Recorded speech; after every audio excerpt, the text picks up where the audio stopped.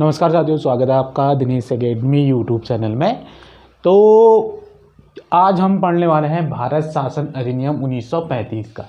यानी कि पिछले वीडियो में मैंने बताया था भारत शासन अधिनियम 1909, जिसको मार्ले मिंटो सुधार अधिनियम कहते हैं। उसके बाद मैंने पिछले वीडियो में 1919 का जो है मॉन्टेग्यू चेम्सफोर्ड सुधार अधिनियम बताया था। तो आज के इस वीडियो में हम पढ़ने वाले हैं भारत शासन अधिनियम 1935। यानी कि कल के वीडियो में मैंने जो बताया था पिछले वीडियो में कि 1909 के जो भारत शासन अधिनियम मार्ले मिंटो सुधार अधिनियम है, उसमें किन किन बातों को रखा गया था।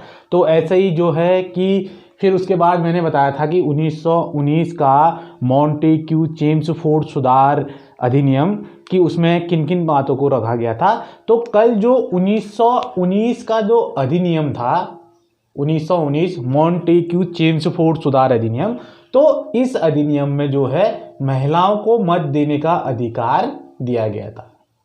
ये पॉइंट जो छूट गया था कल की वीडियो में, पिछले वीडियो में, तो इसमें जो है 1919 के मॉन्टेग्यू चेम्सफोर्ड सुधार अधिनियम में इसमें महिलाओं को पहली बार मत देने का अधिकार दिया गया था। तो आज शुरू कर लेते हैं आज के वीडियो में भारत शासन अधिनियम 1935। इसमें किन किन बातों को जो कहा गया है। तो 1935 भारत शासन अधिनियम, तो इस अधिनियम के तहत जो है 1935 का जो अधिनियम है, इस अधिनियम में 11 ब्रिटिश प्रांतों व देशी रियासतों को मिलाकर अखिल भारतीय संघ बनाने का प्रस्ताव था। 1935 के भारत शासन अधिनियम में क्या था? इस अधिनियम के तहत 11 ब्रिटिश प्रांतों व देशी रियासतों को मिलाकर अखिल भारतीय संघ का प्रस्ताव रखा गया था। यानी कि प्रस्ताव जो था इस अधिनियम में था 1935 के अधिनियम में। उसके बाद नेक्स्ट पॉइंट में क्या कहा गया है इसमें कि 1935 के अधिनियम में, यानी कि जो भारत शासन अधिनियम 1935 का है, इसमें जो है 151 धाराएं और 15 परिशिष्ट थे। यानी कि जो 1935 का अधिनियम के तहत 151 धाराएं और 15 परिशिष्ट थे। उसके बाद नेक्स्ट जो पॉइंट है कि 1935 के अधिनियम में प्रस्ताव नहीं था, लेकिन जिसमें 1919 के अधिनियम प्रस्ताव जोड़ दिया गया था। यानी कि 1935 में जो है प्रस्ताव नहीं था इसमें, लेकिन फिर जो है 1919 के अधिनियम के प्रस्ताव को जोड़ दिया गया था 1935 का भारत शासन अधिनियम में। उसके बाद नेक्स्ट पॉइंट है कि 1935 के अधिनियम में जो प्रांतों में देश शासन समाप्त कर दिया गया था। यानी कि जो मैंने बताया था कि 1919 में जो है प्रांतों में देश शासन की जो स्थापना की गई थी, जो लागू किया था, तो फिर जो है 1935 के अधिनियम में प्रांतों में देश शासन समाप्त कर दिया गया था। तो उसके बाद नेक्स्ट जो पॉइंट है कि प्रांतों में स्वायत्तता प्रदान की गई थी। यानी कि जो प्रांत थे वहां पर क्या की गई थी? स्वायत्तता प्रदान की गई थी।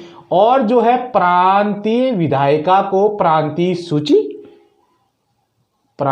सूची और समवर्ती सूची में कानून बनाने का अधिकार दिया गया था। कौन से अधिनियम में? 1935 के अधिनियम में प्रांतीय विधायिका को प्रांतीय सूची व समवर्ती सूची में कानून बनाने का अधिकार दिया गया था। तो नेक्स्ट पॉइंट देख लेते हैं कि नेक्स्ट पॉइंट में क्या कहा गया है कि 1935 के अधिनियम में, यानी कि जो भारत शासन अधिनियम 1935 में केंद्र में द्वैध शासन प्रणाली की शुरुआत हुई थी। यानी कि इससे पहला जो पॉइंट था कि प्रांतों में जो है द्वैध शासन समाप्त कर दिया गया था, लेकिन केंद्र में नहीं किया गया था। तो इसमें जो है 1935 के अधिनियम में केंद्र में द्वैध शासन प्रणाली की शुरुआत हुई थी 1935 के भारत शासन अधिनियम में। और जिसमें जो है कार्यपालिका के कार्यों, जो कार्यपालिका है जिसमें केंद्र में कार्यपालिका के कार्यों आरक्षित व हस्तांतरित विषय वर्गीकृत किए गए थे। यानी कि अलग अलग में जो है आरक्षित और हस्तांतरित विषय को अलग अलग कर दिया गया था। तो उसके बाद नेक्स्ट जो है पॉइंट 1935 के अधिनियम के तहत, यानी कि भारत शासन अधिनियम 1935 में 1 अक्टूबर 1937 को दिल्ली में संघीय न्यायालय की स्थापना हुई थी।